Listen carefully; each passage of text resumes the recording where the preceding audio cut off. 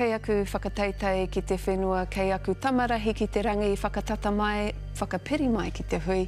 Ko mihi ngā rangi tēnei, e mihi atu nei, kia koutou katoa.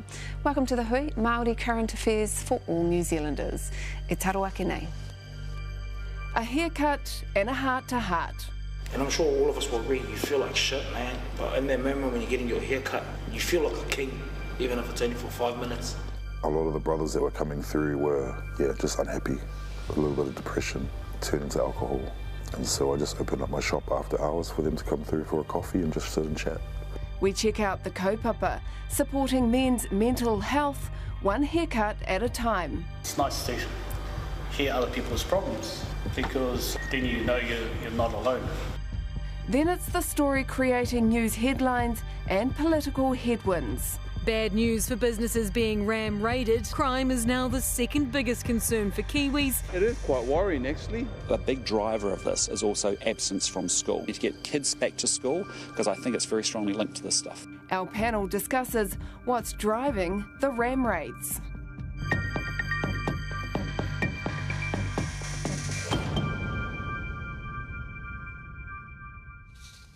As ram raids and concerns about youth crime continue to dominate headlines, an older generation of South Auckland men are quietly transforming attitudes towards discussing the everyday struggles tāne face.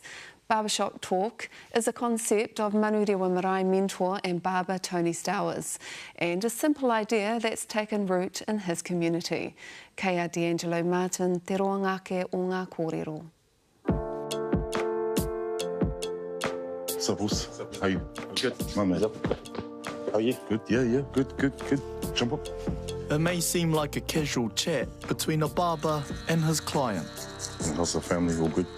Yeah. But it's these small conversations that are making a big difference. So your conversations can start from them having a crap day to one of the kids has run away, they don't know how to deal with it, or I'm having a bad week with my wife.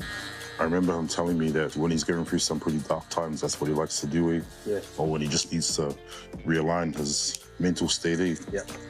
Owner of Groove Cuts, Tony Stowers, is changing the narrative for men in Tāmaki Makaurau, one haircut at a time. The barbershop's a powerful place there. It's more than just a haircut. This is a safe place for men to come and kōrero without the fear of being judged. Yeah, so struggle is real, man. I can tell in the first couple of minutes how the haircut or the conversation's gonna go. You can get clients that just want to get in and get out, but the ones that want to talk, you know straight away. Prior to becoming a barber, Tony worked as an engineer for 22 years. Awesome, brother. And during that time, he was struck by a tragedy that changed his life. I buried my son 7 years ago, and it took me to some pretty dark places. My barber at the time, he just had a way of talking to you and helping me through my grief that I was going through at the time. Tony fell into a dark depression and began drinking heavily to numb his pain. But I was able to have one of my close bros just be there, just be present, and we would sometimes sit there and not say a word. But because he was there, that was healing. Inspired by his own barber, Tony Stowers threw in his engineering job and picked up the clippers. He's now created a safe place for men to kōrero. It's called Barbershop Talk, and the kaupapa came to fruition during the first COVID lockdown in 2020. I don't think we were prepared for what COVID brought, and I think anybody was prepared. You had all these whānau who were used to being apart for the week, and then boom, that dynamic just changed. During COVID, Tony noticed his clients were facing a new kind of stress. The long lockdowns had taken their toll on everyone's mental health. A lot of the brothers that were coming through were, just unhappy. A little bit of depression turned into alcohol. And so I just opened up my shop after hours for them to come through for a coffee and just sit and chat. Earlier this year, Manurewa Marae jumped on board to help fund the kaupapa.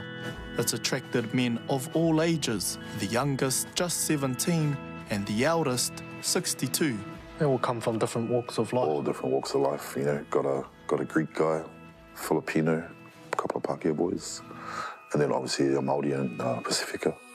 Since its inception, more than 450 men have been part of Barbershop Talk. A lot of the brothers have been carrying their mamae for a long time, not knowing of any space, but I guess what we do makes them feel comfortable and allows them to express themselves. Eh? Well done, bro. The talks have proved so popular, Tony needed a bigger venue. He's moved to this gym, run by his league legend cousin Ruben Wiki, adding health and wellness to their kaupapa. I think it was really important to try to start something with my cousin and just make more men aware of speaking out is safe to do. As a former hard man of the Warriors, Ruben says he was taught to never show emotion and to hide his feelings. I played in the 90s and the men that I was involved with was hard Kiwi men. Back in those days, just said, get up, harden up, don't worry about sharing your feelings kind of thing. That perspective has changed, and Ruben says that spaces for men to come together are very much needed now more than ever. If you internally you bottle it up, it's just going to explode one day and probably won't be a nice one. Currently, I'm out on bail because of assault charge, and I'm here to share my story and get myself better. I don't want to be a violent person anymore.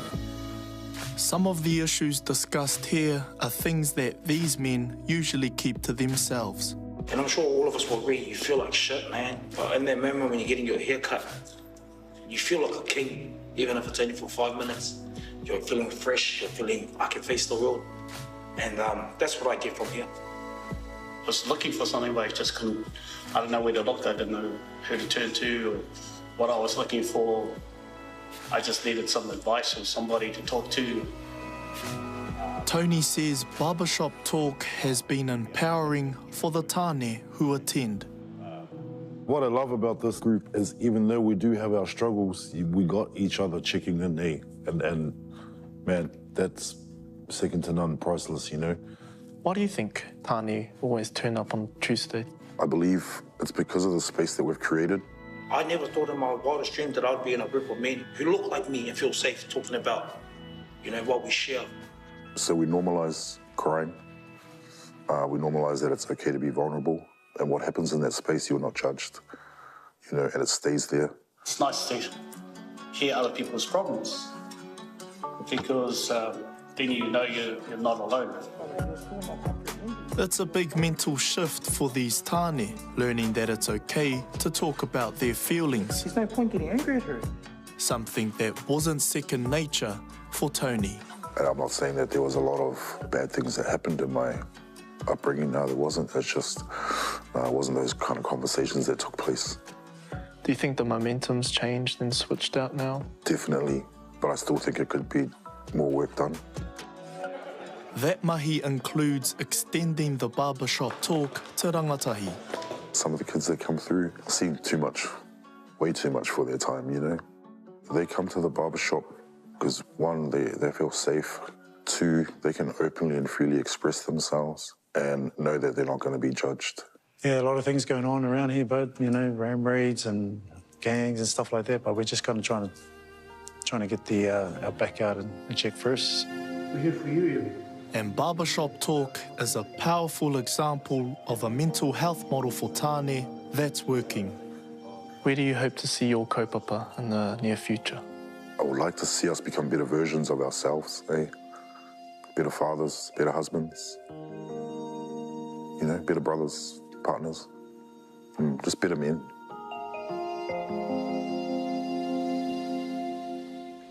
Kia kahara tāne mā.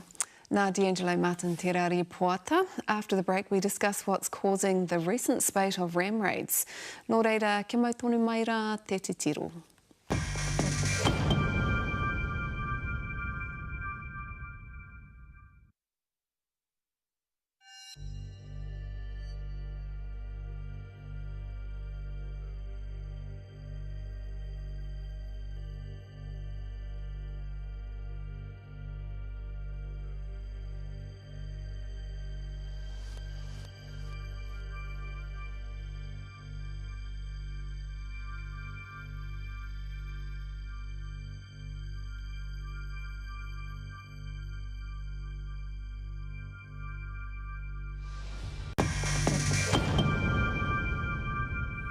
Hoki mai anō. While generally youth crime has been steadily decreasing for the past decade, ram raids have been ramping up over the past 12 months. In Tāmaki Makaurau and Kirikiriro alone, 347 offenders were responsible for 2,000 charges since May this year. Opposition MPs are critical of the way these youth are being dealt with, while others say we must look at the wider picture. New Zealand is experiencing record high inflation and a cost of living crisis. So to discuss ram raids, young people and solutions, we're joined by a panel of mātanga Māori, AUT Dean of Law Kylie Quince, former Police Inspector and Chair of Te Puia Memorial Marae, Huri Moana Dennis, and Manurewa Marae CEO Taku Tai Moana Tasha Kemp. Tēnā koutou. Kia ora, tēnā koe. Let's just jump right into it. What do we know about these group of youth, this cohort? So they're young, they're predominantly Māori, and they are young people and children for whom life is very tough and has been tough for a long time, as it has been for their wider whānau, not just in this generation, but for generations before them. Yeah. When you look at some of those, the latest stats on them, so those kids would have been around 7 and 11 at the time that Te Puia Marae opened their door to the homeless back in 2016. Should we have expected this? Should we have seen it coming? Oh, you know what, mihi the New Zealand Police Oranga Tamariki, MSD, MOE, MOH, and even us on the coalface, we know who these kids are, we know their siblings, we know their parents, we know all their cousins, we even know where they live, what they do, so on and so forth. And the sad thing about it is they've still followed the mentality of reactive rather than preventative, and always starting at the wrong place, mihi. Always starting at the wrong place. Crown agencies in particular won't get out of bed until something happens. We're sitting at the front end of the business looking at it before it happens and doing what we can do, but hey, you know, the resources, the funding, the mandate and a whole lot of other things, we've had to sort of do it as we can with what we've got. So not surprising at all, but by crikey, when are we going to wake up? They're all sitting there. It's not new. When you look at one of these families or all of them, are you able to describe what might be going on in there? Oh, definitely, and we see it on the daily. You know, just of yesterday I spoke with a whānau, and it's intergenerational. It's been around for a long, long time, but what I see in these whānau is actually they want to be loved, they want to change their lives, they want to be able to reconnect with their whānau and with their tamariki, but there's just so many issues involved in the challenges of life. Day-to-day life is hard, and it won't change overnight. There's lots of work that needs to be involved from the ground up to be able to support these whānau, but you can see within these whānau, when you get to talk to them, you know really what's happening, and they're not afraid to tell you, but when they're in the system, you know, they back up. How much of this can we put down to, you know, the blow-off after the COVID lockdown? Well, I think that's exposed things that were already there. So these are the whānau that the marae have been dealing with and that agencies have been dealing with for many, many years. So probably a combination of media spotlighting, including social media, has really just exposed what, you know, people that are already well known. It was definitely always there, but COVID heightened it. You know, with the lockdown, people being at home. You know, as parents, they spent more time during lockdown with their tamariki, you know, being in that space. It created more stresses at times, actually, how much of a parent we were, and what we needed to do in that time of change. And things got really hard for whānau, and there are resources out there, but it's just how they connected to those. I think Tasha's quite right. It actually brought on opportunities as well for us to do the things that we've been wanting to do. Now we're able to do them. And the sad thing about it, mihi, is all the resources that we have now, potentially through COVID, you know, there is a possibility that we might lose them. And I'm saying if we do that, we're going backwards by about 2.5 years, 3 years even. Let us keep what we've got. Let us use what we've got.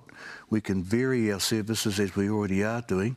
Don't take those things away, but let us provide the service in the way it needs to be provided, rather than having systems and processes sort of administrate and put it all in alphabetical order, which isn't what it is. We're told by the reports that the vast majority of these tamariki are meeting in detention centres, like youth detention and the rest of it. So, you know, without putting blame on oranga tamariki, but they are in their care. What does it tell you about that kind of care? Well, it tells you that that's not an appropriate place for children and young people. And so this is often, as Huri's already said, we're starting in the wrong point. So this has started in the media narrative of this in the past couple of months has been a youth justice issue, where this is really an issue of justice for young people more broadly, the justice in their lives, the ability for them to have food security, to have appropriate parenting, to have safe and healthy housing, all of the things and services that these kind of heroes of our community are able to assist them with. And can you just, on the record, you know, tell us the whānau that you're working with, do they have those issues? Do they have housing issues? Do they have food issues and all those kinds of things? Definitely, and that's actually the main cause. These kids are out there because they can't get what they want from home, because their whānau, they're all struggling. The priority for whānau, especially during COVID, was kai. And it's still there. It hasn't changed since we're coming out of COVID. There's such a huge need for kai. Petrol prices are increased. When they're making a decision around what they want to do and spend their money on, it's not all these other things. Kai has always been the priority. But there is, there's housing issues, there's the rent, there's all those kinds of things. And when tamariki or their rangatahi want something else, they can't do that. So they're going out to these other places to be able to get it. But they were there before COVID. Yeah. They're there after COVID. We're doing the work already, Mihi, and nothing needs to change drastically other than maintain the resourcing, let us lead and do what we need to do and do it well. You're right, because when you look through the Youth Justice Insights, I think it's called, you can see that actually it's been a steady decrease in almost every area of youth crime, except for this one. And you have opposition MPs calling for, tougher punishment for them. But what's the fine line, Huri? In your policing experience, are we going to lock them up, put a bracelet on their feet, or come up with a different solution? You know what? Common sense, a good blend of LAW and LORE, a bit of aroha, is what's happening in the community at the moment. And it is a fine line, but you don't need to be a professor or somebody of high mātauranga to understand, hey, there are some of the things that we need to stop. If we can do all of that, all of these things will sort of fall into place. But you know what, Mihi, just as I said before, this is not new stuff.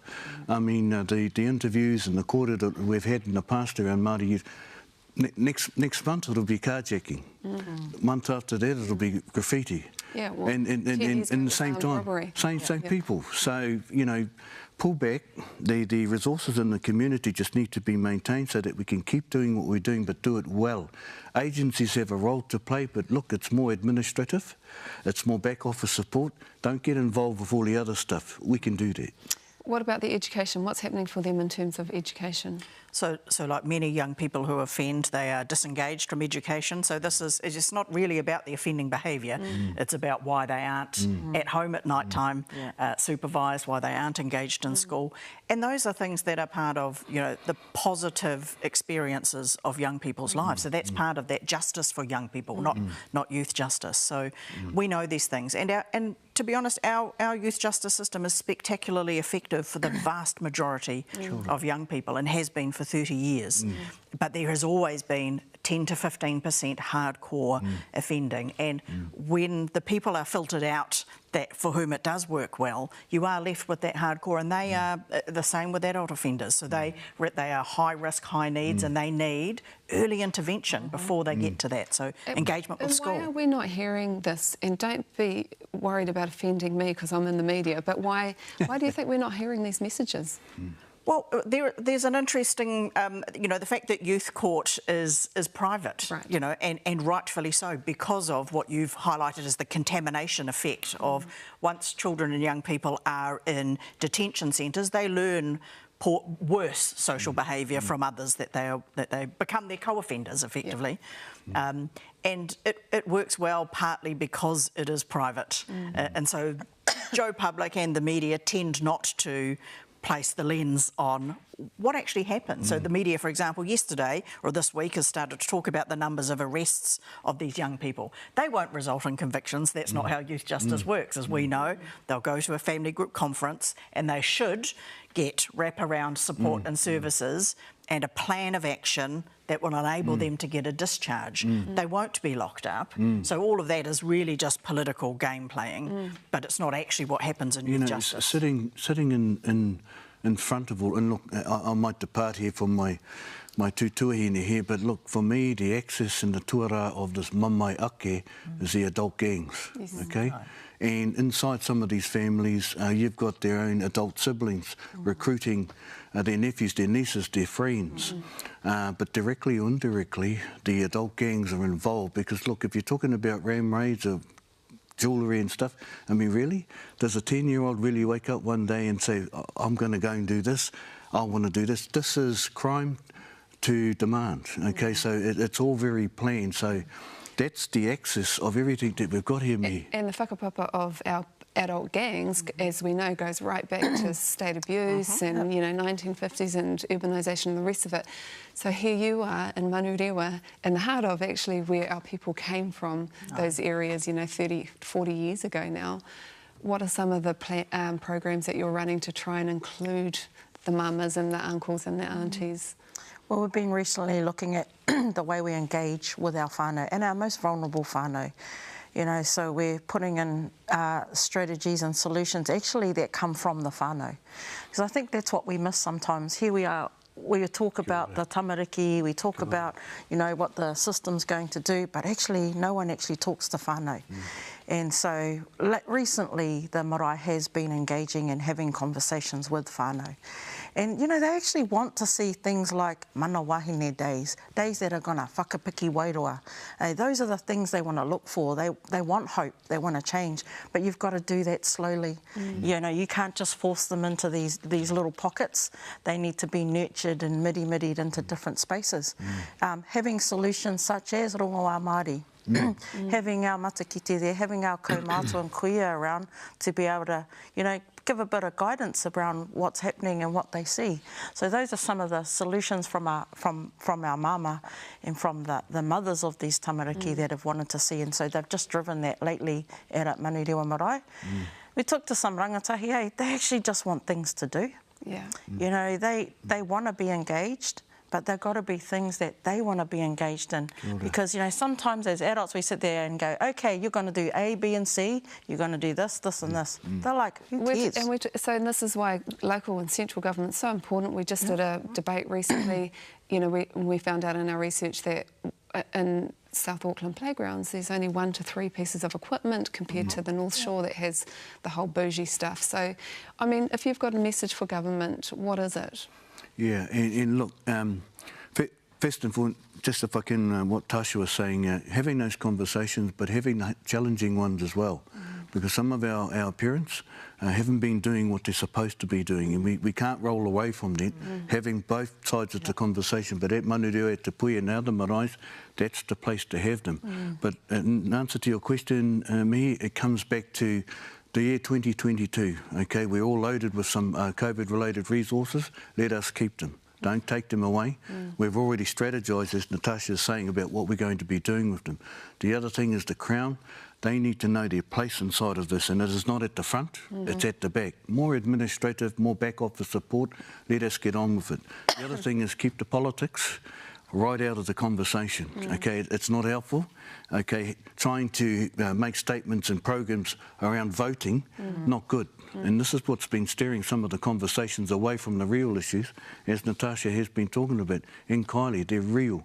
Keep the politics out of it. Don't need it. Your advice if someone was listening?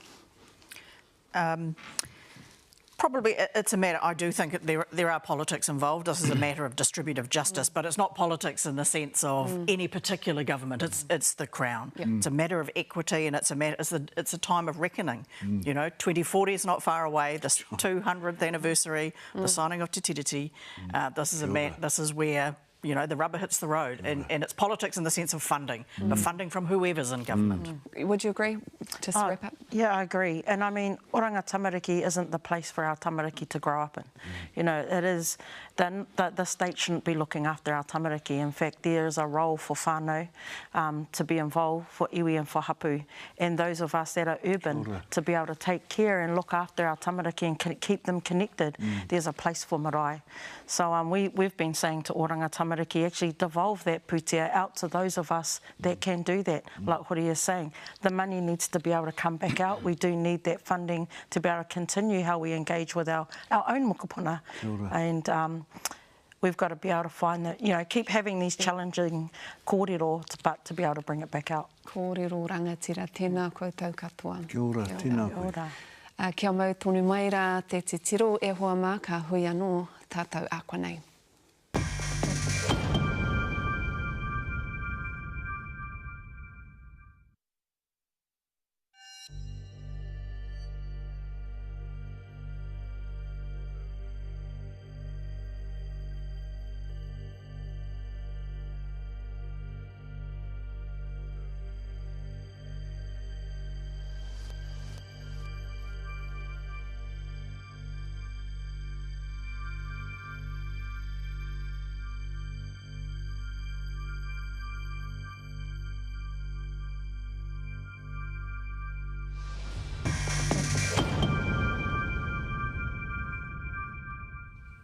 Auraki mai anō ki te hui. Coming up next week, John Boynton travels to the Bay of Plenty to meet a whānau still reeling from the senseless murder of their loved one, Jermaine Wharton. A 21st birthday held in the small valley of Waiho, meant to bring whānau together, turned into gang-fuelled chaos. It almost felt like the devil was in the house. It's exactly what it was. One of the party guests, 31-year-old Jermaine Wharton, was surrounded, then chased from the club rooms. I know my nephew's harmless. He doesn't like fighting, never has. Beaten, stabbed to death in the middle of the night, just metres from his whānau's urupa. He would have been scared. He honestly would have been scared. While his partner and their children were at home, waiting for him. He's dead. He died on me. What the hell am I going to tell our babies? So how did a 21st birthday in the peaceful and quiet valley of Waiho end with the murder of Jermaine Wharton on the whenua he loved? He was a family man with no known gang connections. He wasn't a fighter, yet he was targeted by men wearing mongrel mob red, some who would end up killing him. Ko hikina te hui e hoa mā ka nui te mihi ki aku manuhiri I tēnei pō. Nohoro mai rā.